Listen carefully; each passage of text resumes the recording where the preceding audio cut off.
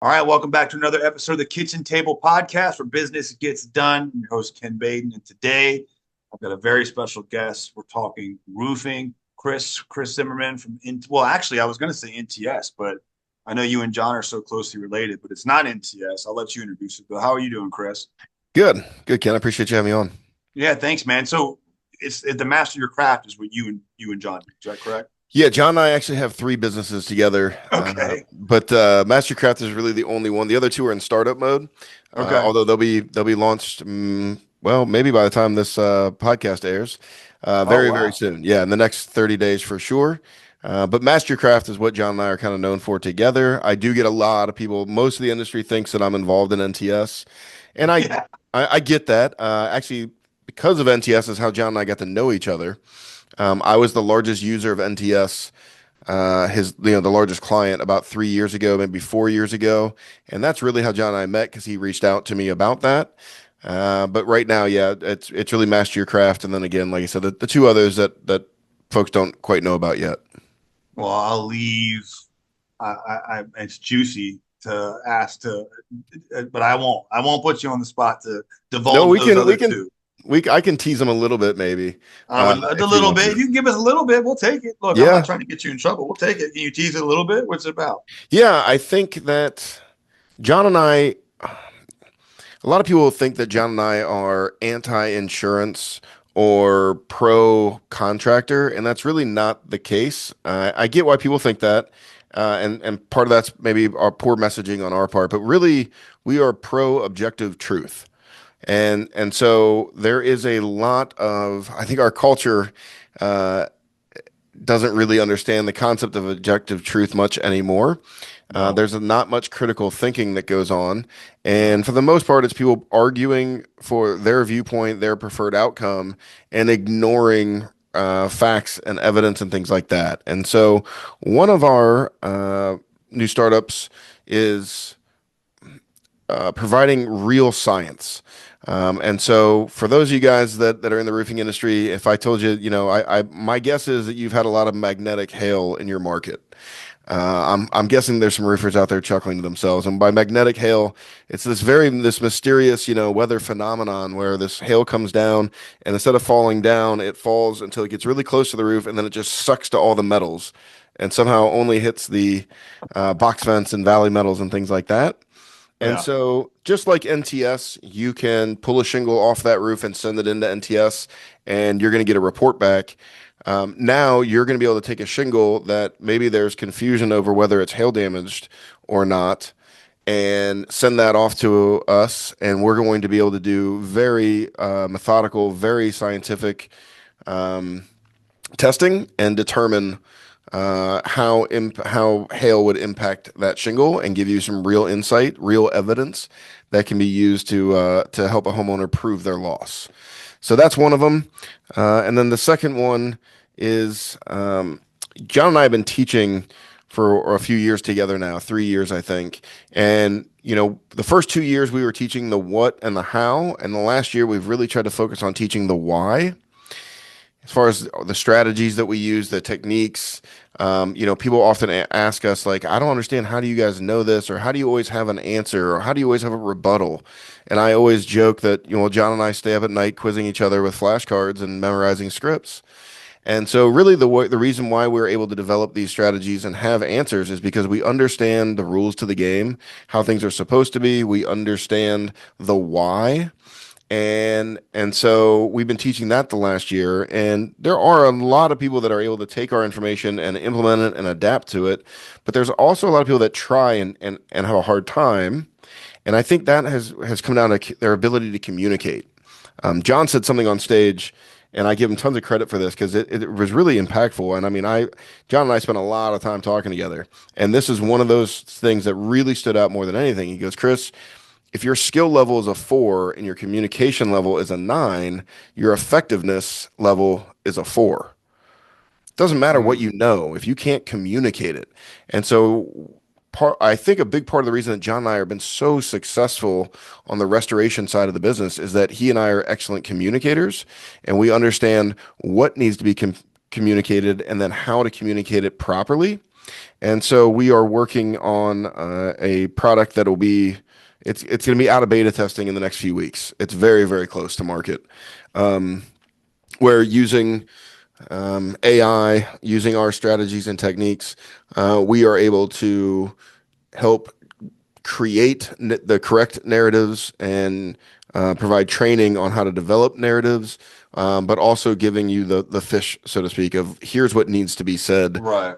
So it's basically downloading John's brain, my brain, other guys in the industry like Nolan Snyder and Fred Heberling and other guys like that to help really speed up how contractors can help their customers, their homeowners, when their customers dealing with an insurance claim. Hmm.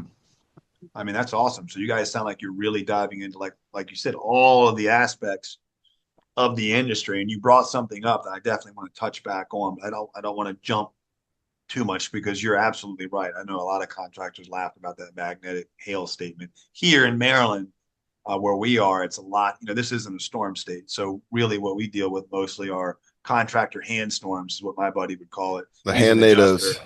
That's right. The he's an independent adjuster, but he can't stand, none of them can. And honestly, And like, well, they shouldn't. I can't either. Right? Yeah. Exactly. Like you make, you're the reason why I have to shell out, and I love Adam to death, but like why we have to belong to like RSRA and like why a group like that even exists, right? Is like because John and I talked about this, but it's like, I mean, just to get right into it, man. It's the question that roofing has become like the most saturated industry. It's trounced solar. I mean, I remember when solar was like every low, it's like the low hanging fruit, or at least Sure. perceived, right? Like, and so whether you're in a hail market or not, you talk to somebody who just, you see your buddy who just left whatever he's doing and went to go into roofing and then, strikes it rich, like the gold rush, so to speak. And Adam says it's over. And I do agree to an extent.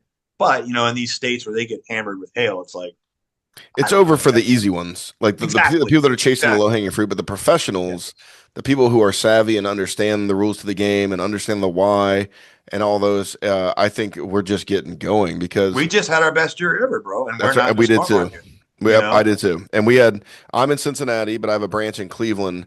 The Cleveland didn't get a storm at all, Nope. nothing. And Cincinnati, we did get nothing great, but there were claims to be had and things like that. And but it was not a killer year. Most of my market is down 20 to 40%, Yeah. and we had our best year ever. And Yeah. so there's going to be an exodus. I've been ringing that alarm for years, for probably 3 years, that there's a thinning of the herd coming, and it's Which is finally good. coming. Yeah, 100%. Yes. Thank you. Yeah, Yes. it's It's needed. cleansing. There's a reason why in nature there's a thinning of the herd. It's good for the herd. The thinning is needed because it's no longer sustainable and something is Yeah. going to implode. Yeah. So yeah, I think it's Insurance finally carriers are here. pushing back to a point where it's like it's gotten too outrageous, right? Like anytime Joe Blow can come out here and just, and that's what they do, is let's be real. They do exactly what you just said. Or the contractor hand storm. And that had become so prevalent that the insurance carriers were always going to have a problem because of the amount of money that was being made. Let's just be real. Like, they don't like spending it. But once they caught wind of like, and this is just me, completely speculating, but like they're not dumb enough to not catch wind of like what's been Oh, they know happening. what's happening. They know what's happening better than we know. It's just, and again, like you said, let me be clear. This is opinion. Yeah. That's been priced into it. They know that there's a certain level of fraud. Now, I think that level has gotten a little unmanageable, but really Yeah. what happened was when COVID hit, the cost of the claim doubled in like less than a year. Yeah. And they're not allowed to raise premiums because they're regulated by the government. And Mm-hmm. so they already knew that there was a certain amount of fraud. They were letting it go because it was priced in. It wasn't that big of a deal. Now, all of a sudden, their money that they're spending is twice as much as what they expected. Their Mm-hmm. income is only 10% higher or 20% higher than where it was. So it's just out of equilibrium. And that's what's, I think, forced carriers into a situation where they have to behave poorly. Um, Yeah. so, yeah, Which sucks, but that's what they do, yeah, I mean, again, my opinion, and I've said this on a couple of the podcasts before, is that this is not the insurance company's fault, in my opinion. I think the fault lies with the government. I don't know Yeah. why the government would be regulating price of policies. Like, just if you let the free market operate, everything's going to shake out. And the free market's not perfect, but I think it's by far the best available system. And Right. You're so if they, absolutely right. If they realize that this is happening, they can change price, but they can't without you telling them they can. I That's a tell good point. roofers, what if your labor doubled and your materials doubled? And what would you do? And they go, well, I would double my price. And you go, right, but what would you do if the government said, no, no, no, you're not allowed to. I'll only let you raise your price 15%. You'd cut corners. You would Yeah. start reusing flashing. You would start using low grade materials. You start going to the factory and buying the Hmm. seconds. You have to survive. And that's Yeah. exactly what the carriers, I think, have done. And so, I'm sympathetic to it. I get it. At the same time, I just don't care. When it comes to a homeowner, that's not the homeowner's fault. Like, Right. they still need to be Right. indemnified. Like, the policy Yeah. still owes whatever the policy owes for. Yeah. And so, like, I feel bad as a business owner, but as far as for my customers and clients, Yeah. that's not I'm my problem. sympathetic as a business owner, but at the same token, when it comes down to being my client, my You owe homeowner, what you owe, yep, and you need to pay it. Yeah. yep, yep, yep. And I mean, you're absolutely right. I mean, if you're listening to this, and again, John and I touched on this, but I'm like, why is it that?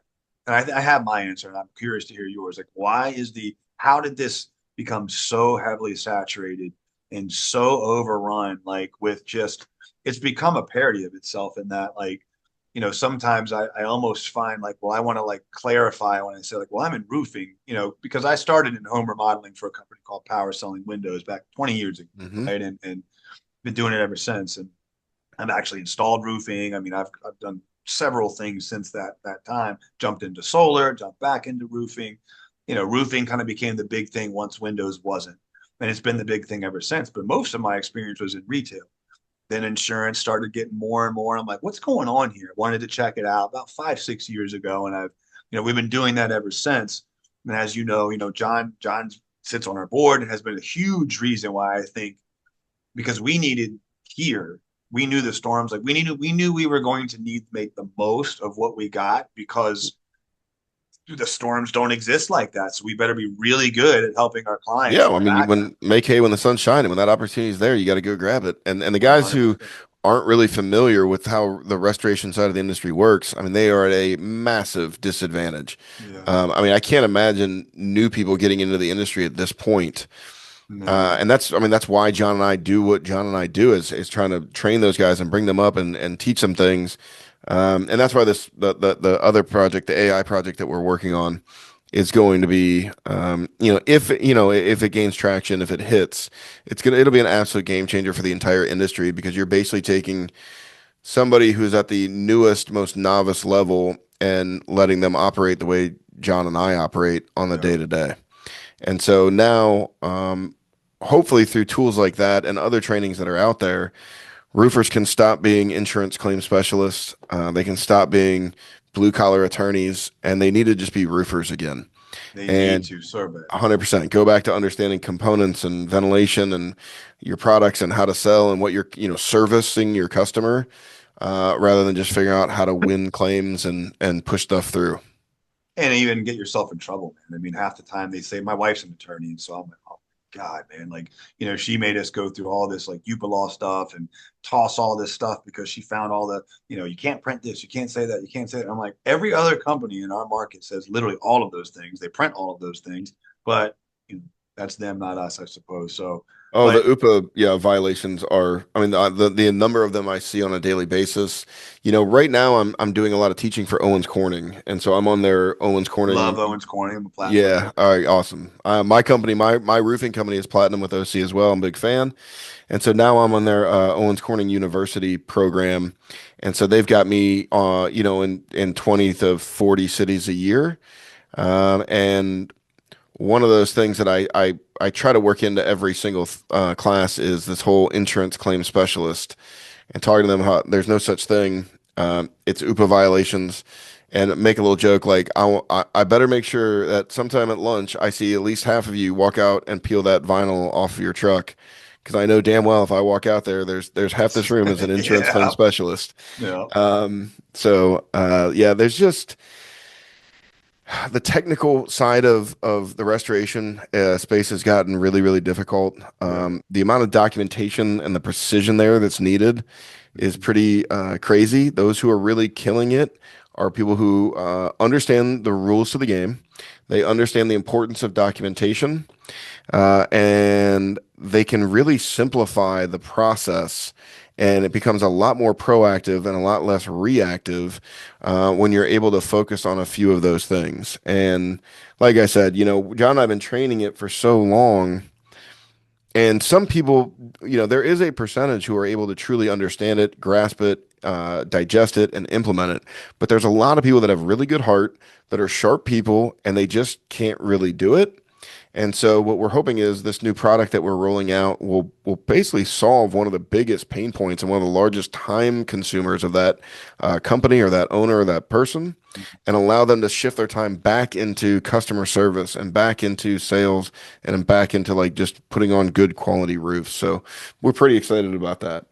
If what it is, I'm essentially picking up what you put down here. It sounds like, I mean, that's going to be huge, massive corner cut for somebody who just doesn't have the time to like, we spent the last couple years just meeting with John every week and like the same guys doing the trainings. Like you just don't have that bandwidth or time, or this is the only way you're going to really be able to do it is Yeah, this. there's no way for us to scale our knowledge and Right. experience and strategies.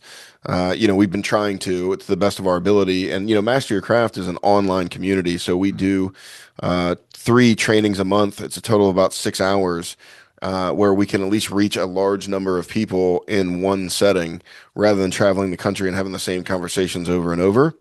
And we do our classes together, which we actually really enjoy. Being face to face in the same room, seeing people, and the relationships is really fantastic. But most of those people, it's like, how much, I tell people it's a 6, 7 hour class. And I ask the guys, I go, what percentage of the information that you got today are you going to retain? Right. And the most common answer is 20%.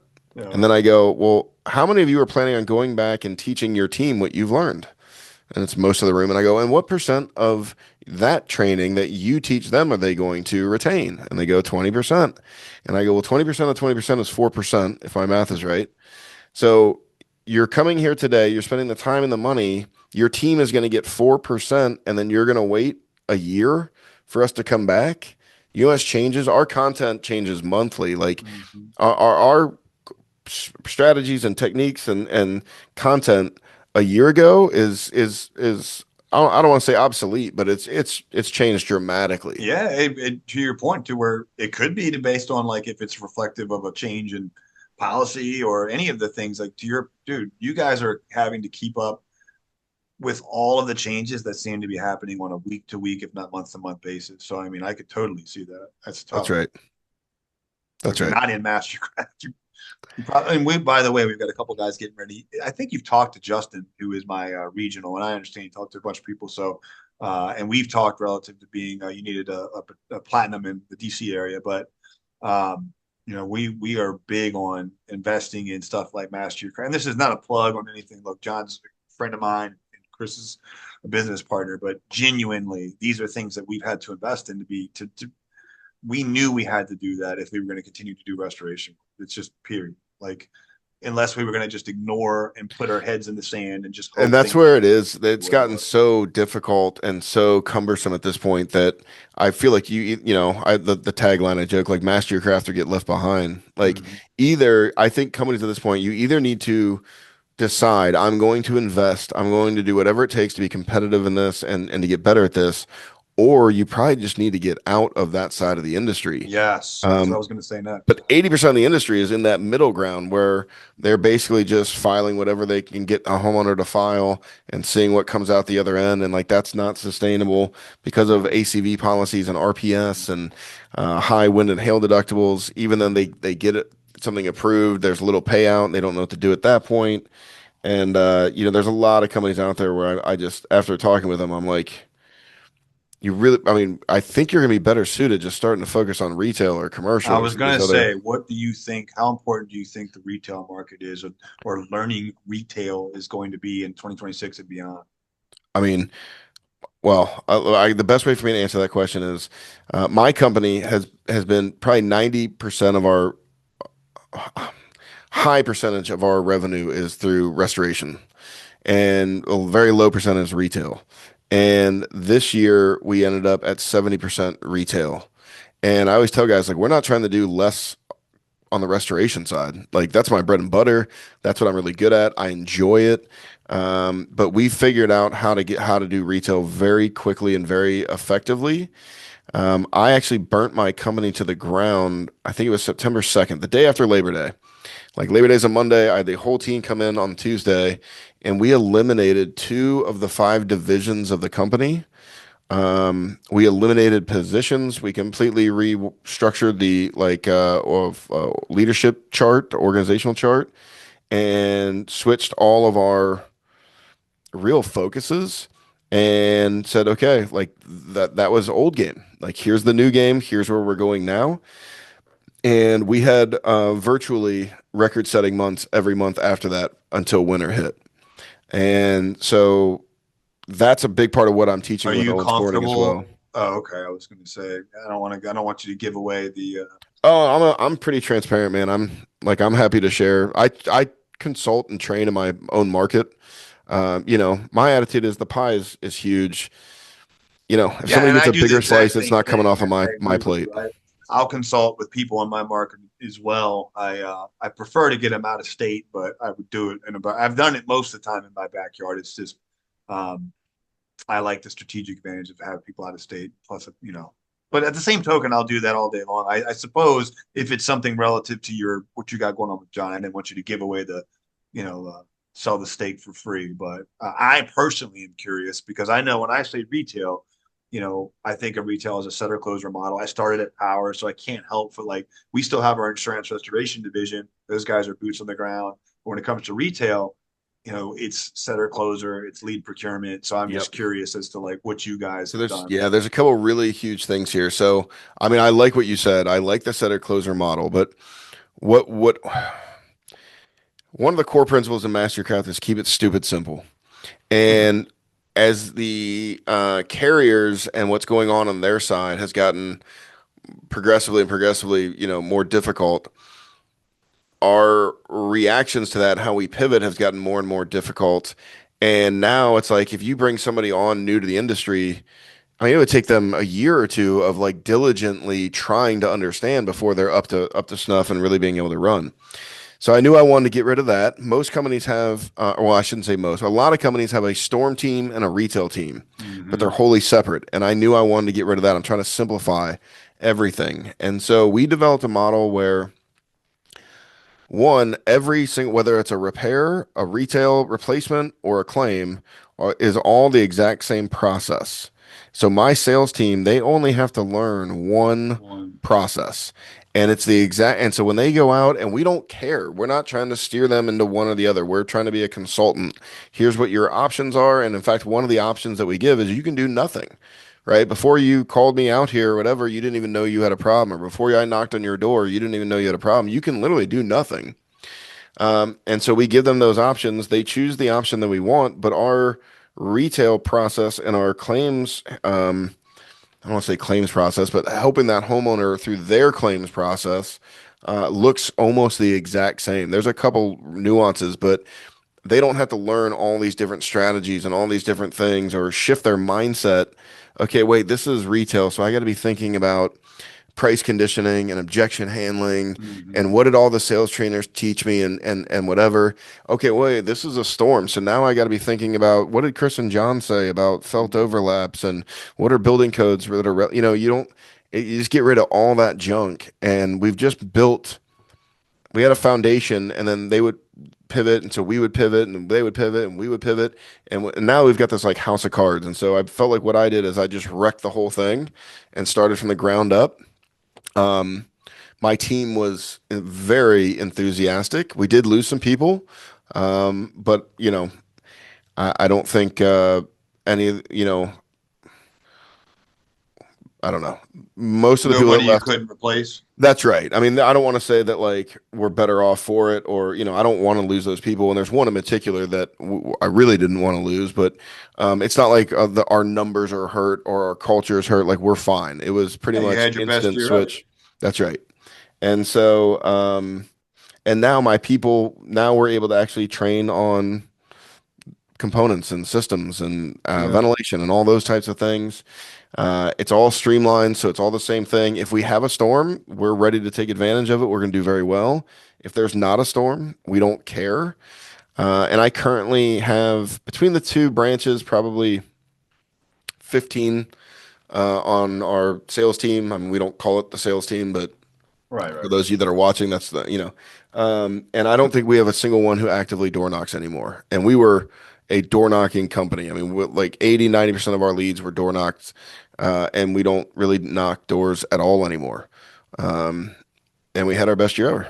inbound or referrals or Yeah, so the what I'm really kind of teaching on that, in fact, John and I were just on a call earlier, and I think this is something we're going to teach in Master Your Craft in the next month or two, is I think that there's three mindset shifts that have to happen if you're a storm guy and you want to get into retail. The first one is price, opportunity, and service. And so I'll just be real kind of brief. But price, most guys think that, oh, if you sell retail, it's a lower margin, you got to cut your price, whatever. It's just wholly false. And like you come from a retail so background, so categorically right, false. right. Right. But a lot of guys just will not believe it, and so I've Yeah. built some training and to where I walk them through and ask them enough questions, and then they realize, okay, yep. Now the next one is opportunity, and so most guys in our industry feel like you either have to knock doors or you have to spend a bunch of money on marketing and your pay per click. And obviously, we've all known about referrals, but I don't think very few people have figured out how to do that well. Right. And building a referral network, they think takes time, and it really doesn't. And I think there's this thing of like, well, I don't want to wait for them to call me.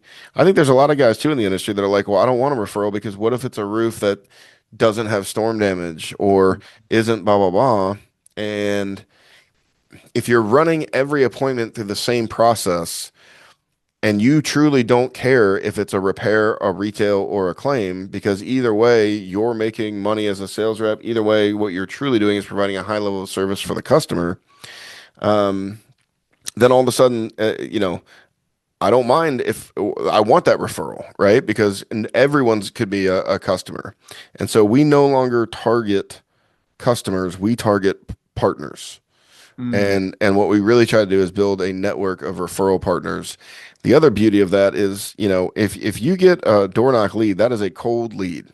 Mm. Not only do they not have trust, they distrust you, and you've got to earn that trust and you got to overcome that. And good people, guys that are really good, can do that very, very quickly. But a lot of guys aren't that good, and it's very difficult for them to do. If you get a marketing lead, a pay per click, a Google.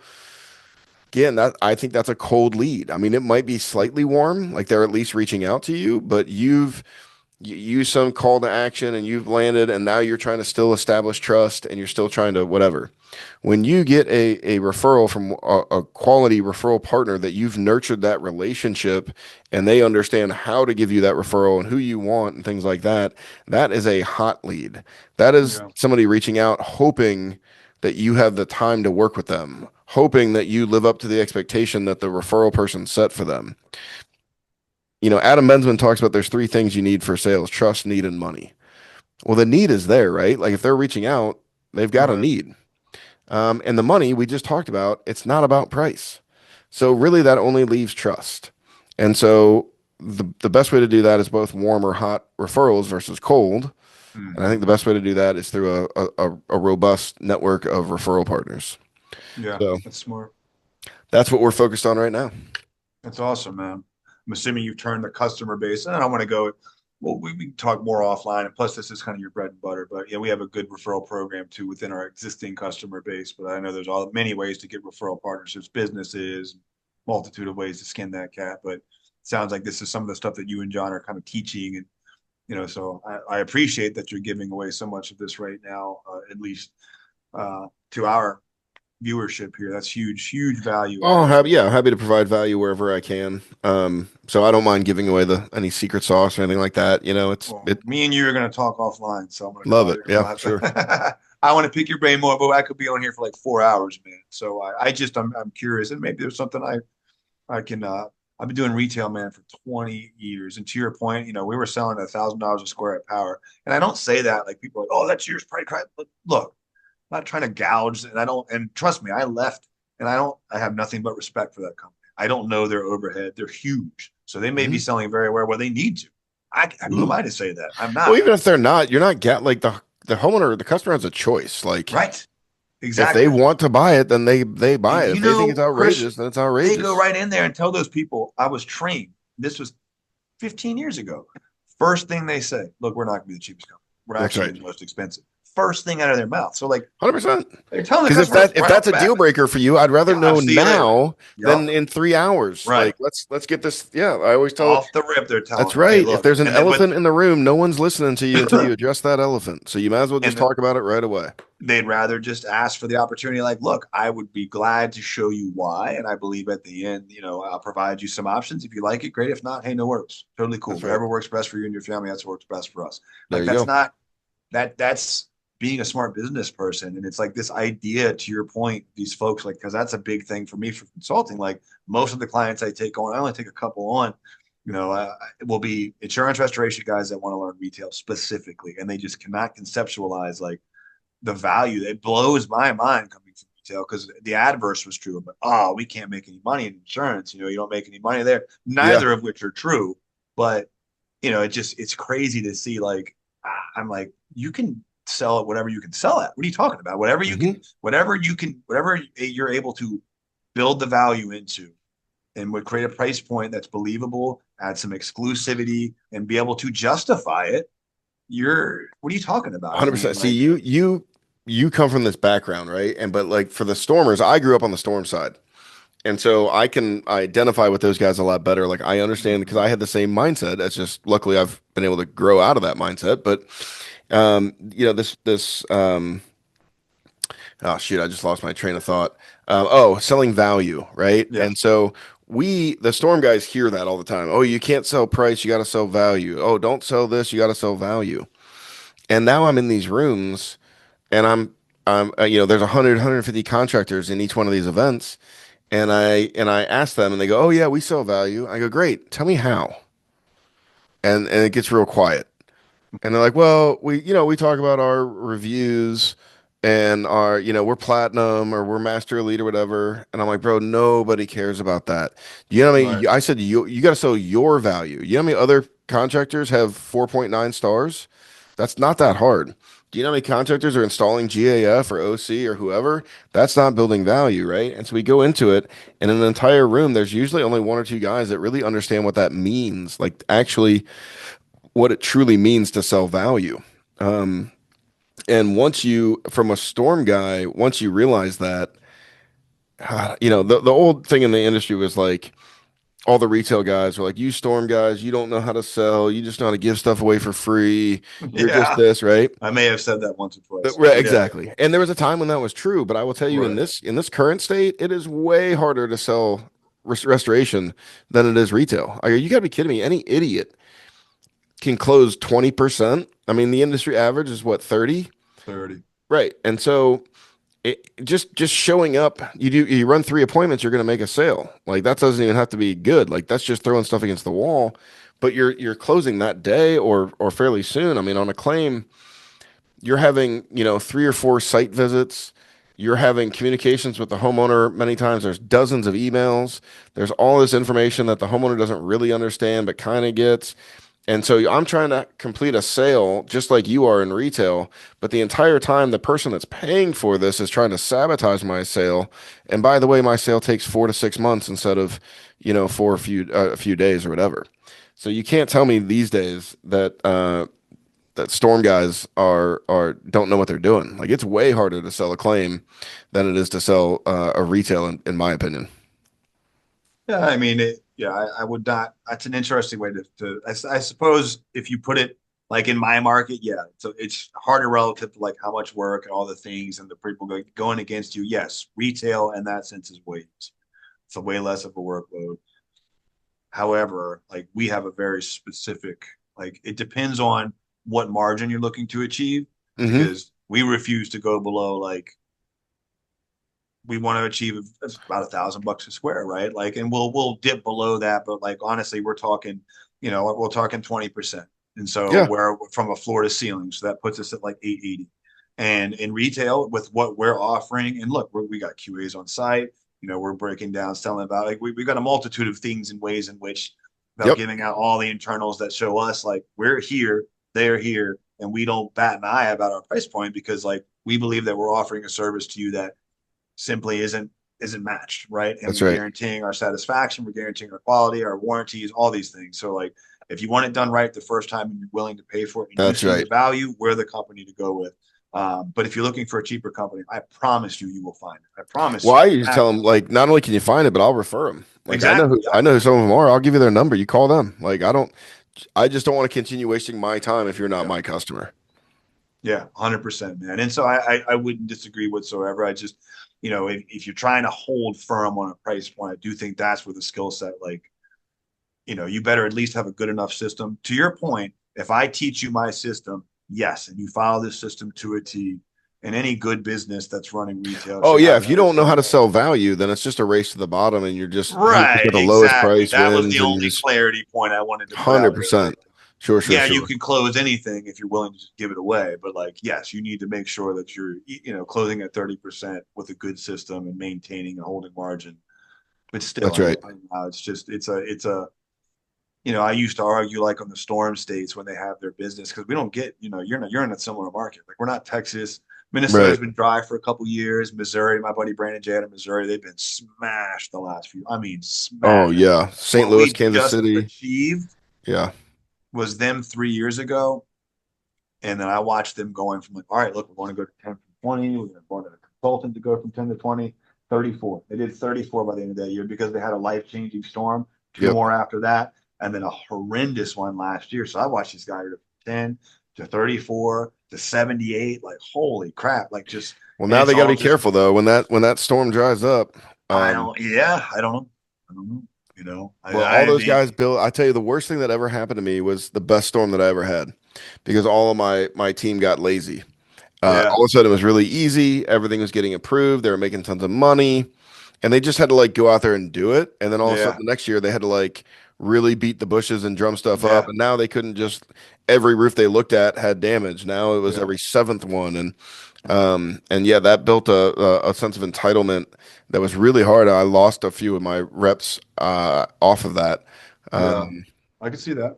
yeah, I can see that being really hard, actually. I mean, I often say, like, man, if we just took this group, because they fight their, junk off every single day to get anything here, and it's like, man, if they were this guy, top five reps are all million plus, and like they'd be 3 million reps, and probably would, but you're right, it's a whole different deal. Like, there's a little resentment sometimes. I catch myself almost hating in a sense, like, some of these guys, they're like, they can barely form an articulate. You're obviously a smart guy, and John's definitely a smart guy. And like, we work really hard to get what we get. And then you watch Tony decide to go do roofing this year with his freaking earrings and, face tattoos. And I'm like, I'm covered in tattoos myself. I'm just saying, like, all of a sudden, and he's like buying 5 Ferraris and stuff in his first year. And I'm just like, dude, what the hell, man? You know what I oh, mean? okay, yeah. Don't get But me started. Some of these guys, and like it's the best and the worst thing about the industry. Like I love the industry that it gives people that a second chance that otherwise right, may not get one. right. It allows someone to fulfill the American dream. And Like if you're I'm a just willing second to chance work, guy, so don't get me wrong. But go ahead. yes, agreed.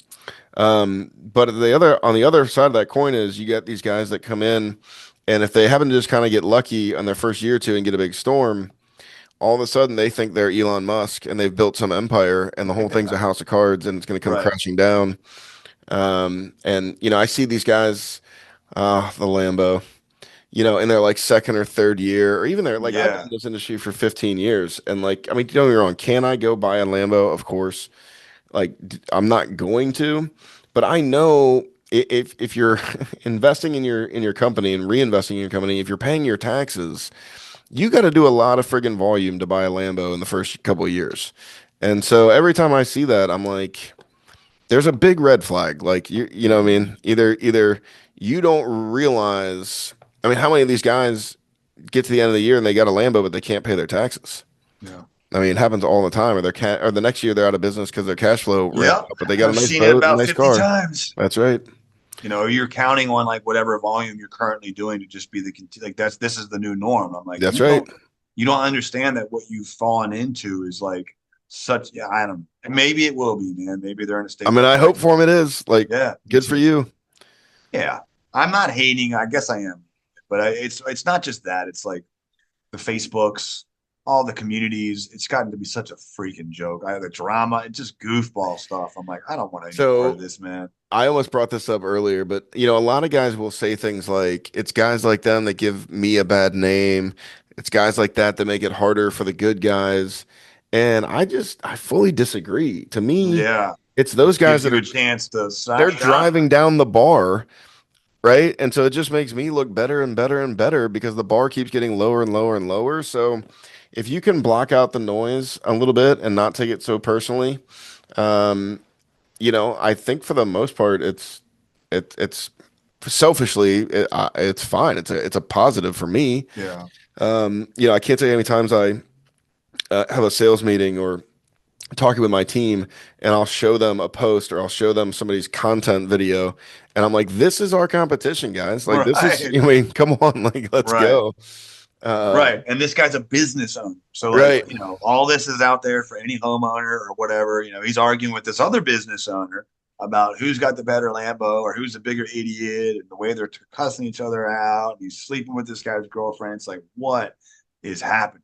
So Just I agree wild. with you. Um, Block out the noise, focus on growth and doing the right thing, and yeah, it's a the big problem I think is that in the roofing industry is full of short-term yeah, vision. fly by night. Yeah. And they're Yeah. just, I can make money right now. It's just a hustle. Nobody's really understands the long-term Yeah. value, the long-term benefits, and Yeah. building something of value. And we're opening it up and diversifying, like just because with retail, that's just kind of what I know in terms of like, hey, let's do some windows and siding because I know how to sell it. I like to diversify. I do have canvassers. It gives them more chance to do stuff. So like we're going to do some more of that Hmm. this year. But we have a very specific goal. I'd like to at least have the opportunity to take advantage of the PE options should it be the most available and most beneficial one to my company. Because I've seen some bad things. I know Dimitri's big on that, and I would never put my company in a position like that. But we at least want to have the option, man. We want to build up a Absolutely. successful company and see what happens. So we're looking to make a massive jump this year, and it's being able to chat with guys like yourself. If I could give any piece of advice, actually, you know what? I'll save mine because I'm not here to blab my mouth. I'm here to ask you, what would what would Chris Zimmerman's advice be to the new roofer or the new guy getting in the industry now or just getting started with all the stuff against them?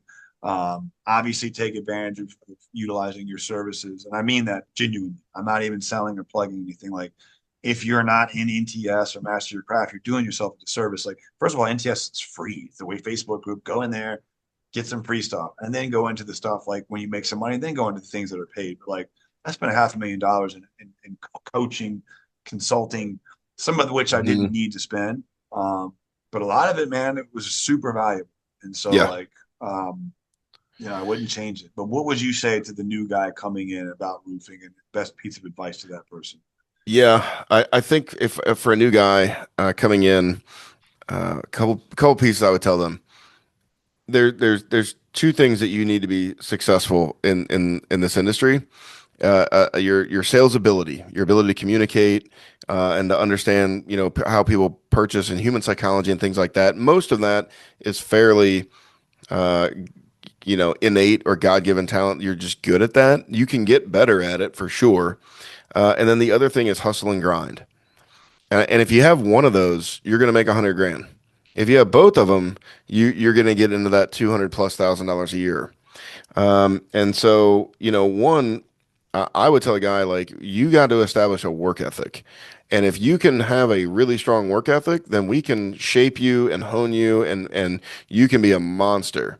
But if you can't, get your ass out of bed and go to work and really be committed, then all the training in the world isn't going to matter. And so, I mean, I know as an owner, that's one of the things that I'm looking for right off the bat. I want to see, is this guy really going to work? Does he really want to go get it? Does he really want to improve himself? Um, and then outside of those two things, read books. There are so many resources out there. And I can tell you that every time I read a book, you're going to take a nugget or two that is just going to be an absolute game changer. Yeah. And, you're going to get that 1% better every book you read. And all of a sudden, and honestly, it's a lot more than 1%, most likely. But you start to hone your craft. You start to really be a professional. And so, and then block out the noise. Like, who cares what other people are doing? Who cares what they're saying? The amount of these guys that want to get into, Facebook battles in the comments section and want to post stuff like flexing. Um, I mean, I'm just gonna say it. That's for idiots. Like, Yes. the rest of there's the old adage like the problem with arguing with a fool is that people from a distance can't tell who's who. Like, as soon as you get in there, anybody that doesn't know you, anybody that's looking from the outside and just kind of monitoring the situation, you look like an idiot, and you're going to get no value from it whatsoever. And so, keep your head down, find the good people in the industry, which there are plenty, and everybody wants to talk about fake gurus and all these guys, which don't get me wrong, they're out there, but the good guys are out there. Follow everything that they do, read a lot of books, and work your ass off, and then treat it as a career and not a job. Um, those guys that treat it as a job, they're going to wash out real quick. They're never going to Yeah. make any real money. You treat this thing as a career, and you can be a guy that makes 250K a year regularly. Yeah. 100%, man. I couldn't agree with you more. And I have guys that do it every year. And in this market, 100%. Yeah. and I know there's plenty of guys in markets like Brandon's and everything where they're making 700 more, but like they wouldn't be making, I say that genuinely with love, but like I have a hard time digesting the fact that they would continue to make that same amount without a storm. But they Well, I would still make also, it free. Come yeah, on, like that's excellent, So like I I would don't know. question their inspection integrity at that number as well. Yeah. It can be done. There's guys doing it And that's a legitimately. good friend of mine that I know that this guy, but they were hit with like a like area changing tornado slash storm that was like that's but yeah, I hear you. You Yes. mean like if there wasn't one of those? Yes, Yeah. yes, Well, I mean, yeah, it's hard to put up. There's a certain threshold where I don't care what the storm is. It's hard to put up those kind of numbers. yeah, And there's eyebrows need to be raised. yeah, You know what I mean? But yeah. yeah, it can be done. But either way, again, like don't. I would tell that guy like that guy that made 500 or 700 or whatever, like he was in the right place at the right At the time, but he right time. also Yeah, dude. he also put in the work on the front end to be able to take advantage of it when it Look at happened. what's his face from Built Strong, 18 million bucks, dude. You know what I Yeah, mean? Like that dude did that working sun up to sundown with his wife and daughter every day, all day. But regularly he was like a $3 to $5 million rep, which is really good, by the fantastic. way. Yeah, that's right. That's right. Really good. But you So can't be that guy that takes advantage of it if you don't put in the no, groundwork and become nope, good at your stuff nope. to begin with. So Yep. everybody's in a hurry, and I get it. When I was younger, I was in a hurry too. But guys, it's a long game. Slow down. Like put in the work on the front end, learn, grow, become better, figure the thing out, and opportunity will just come to you. Yeah. It just happens. And if you try to force it, that's when a lot of guys they end up getting in cash flow problems. They end up getting in desperate situations where they got to make desperate decisions, and everything kind of comes falling down. It's usually because they're all impatient, they're in a hurry, and they want it all today. Like, slow down, make your money, do good, help people out, and good, that good's gonna come back to you. I promise. Yeah. 1000%. That's great advice, man. Especially watching some of these folks. And I'm not even crapping on them. It's just I have also been the guy that worked for someone like that, and that really sucks when it doesn't work out. Hmm. And I get a little bit of a, this guy drove a Bentley, a literal Bentley, and his wife had a Range Rover and a Gucci backpack, and he couldn't pay his bills. You Yep. know what I mean? Like, so, like, Disgusting. just be careful with that, man, because like that sucks to be on the receiving end of that. Three crews he screwed, 30 plus thousand a piece. Those men have families. Like, don't be that guy. Don't be that guy. I just posted this on the Master Your Craft page, but the Master Your Craft page is a free page like the NTS page. Okay. There Cool. is a private group as well that's only for our like paid subscribers, our community. Okay.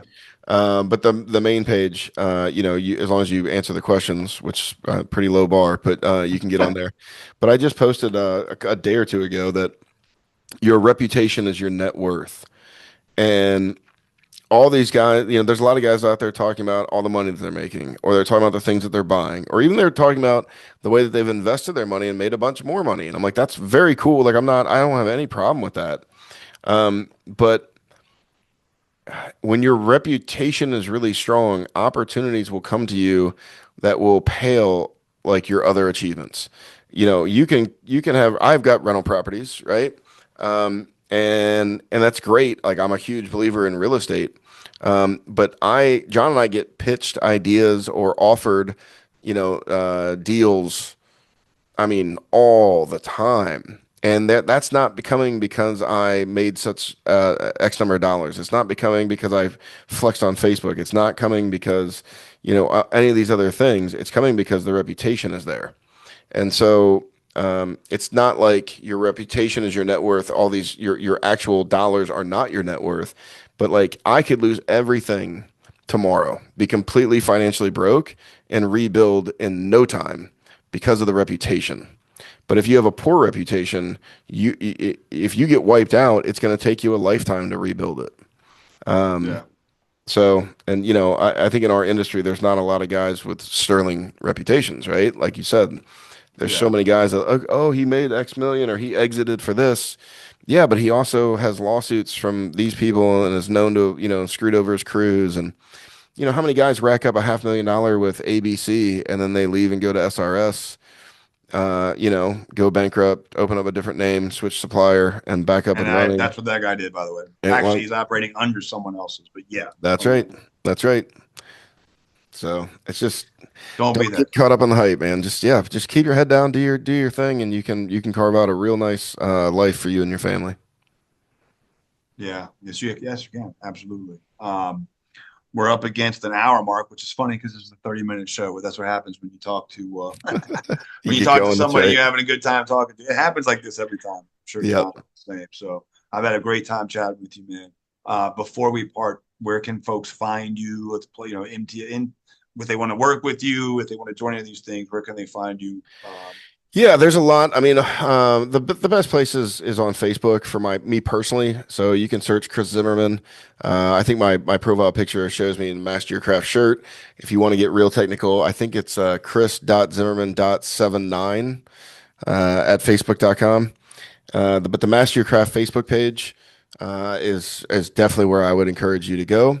If you want, as far as like services, you can go to the Master Your Craft website, which is masteryourcraftgroup.com, masteryourcraftgroup.com.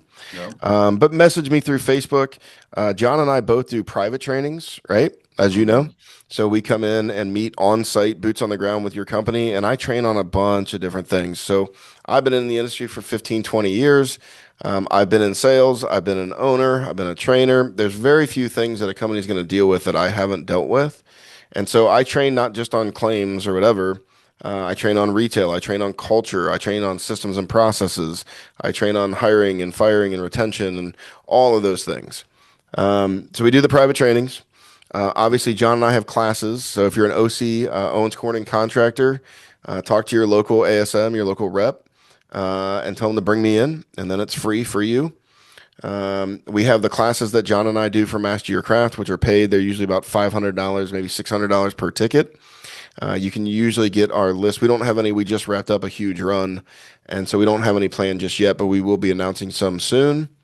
Of course, and then the real heart of Master Your Craft is the online community that's subscription based. It's basically $1,000 to $1,500 a month, and that's basically for 20 subscriptions, 20 users. So it's really per company.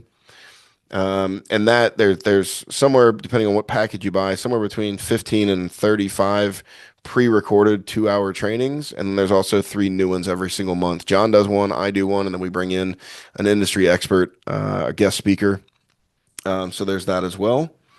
And then, yeah, you can be on the lookout for John and I's other projects that are coming up. But everything that John and I do, pretty much is shared on the Master Your Craft Facebook page, and to some degree, the Name That Roofing Siding, whatever, the NTS Facebook page. Those are really where you kind of find out what we're doing. Yeah. Okay. I'll make sure I put all that in the show notes too, if you guys want to check it out. And we work with, I'll have a couple guys that master their craft. I think John's already introduced you. Like I said, I think you might have already talked to Justin, but I know his dad is one of the ones who does our arguing. So I believe him and a couple of other guys are going to be here. Yes. Yeah. Yeah. Now I remember. Yep. Yeah. Yeah. Yep. So we'll get, if they're not already in there, they will be, but I'm looking forward to it, man. So, I mean, these are the tools you guys take advantage of to get good at this. So you use folks that are already experts and then become an expert yourself. Chris, thank you so much for coming on, man. And we will catch you on the next one. Thanks for having me, man. Appreciate it.